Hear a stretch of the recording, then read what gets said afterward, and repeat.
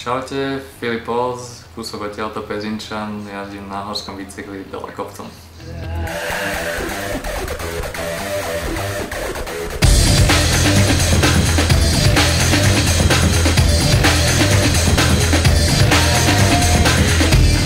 Na bike ma posadil tatko, keď som mal už 2 roky, síce to bolo takže úplne začiatky, ale potom som prestúpil na bicrossový bicykel, kde už som zvládal vlastne skoky, klopenky.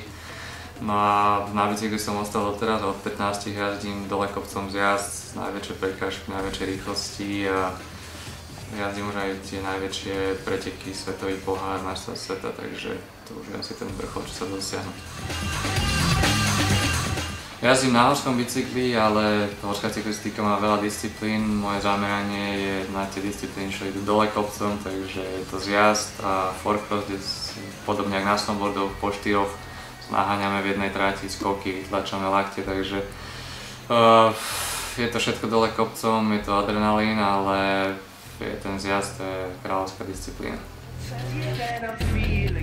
Takže som Slovák, Slovensko mám najradšej, je to hornatá krajina, máme tu veľa kopcov a teraz každé lyžiarske stredisko sa snaží vybudovať niečo pre leto a toto je hlavný cieľ, proste postaviť trate na bicykle,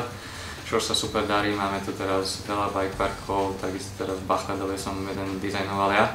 Na preteky chodí niekedy 300 pretekárov, takže základňa je široká, ale tá špička, čož je vlastne elit kategória, tých není až tak strašne veľa, ale ja dúfam, že to je na tej správnej ceste. A najlepšie trate, no v Európe máme tých krajín veľa, proste tam Francúzsko, Švajčiarsko, kde to je veľmi silné, ale takisto v Amerike a v Austrálii je veľa dobrých jazdcov.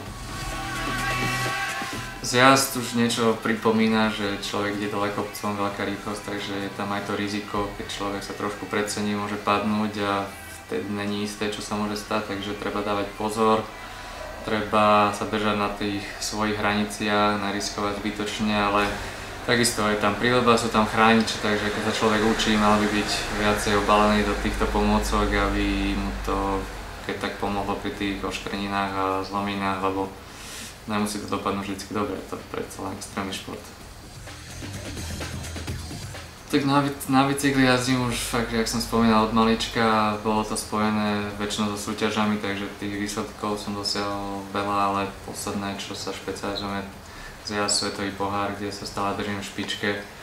Bol som majstrom Európy, v svetovom pohári som v top 10 už so pár rokov a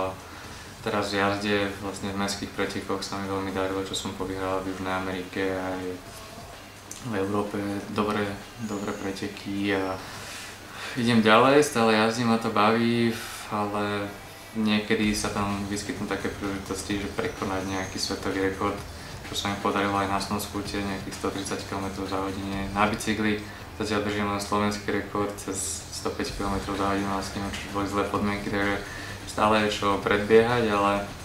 treba to postupne, aby tam nehrozilo to veľké riziko, takže vždy sa snažím byť pripravený na to, čo robím a ísť na to premyslene.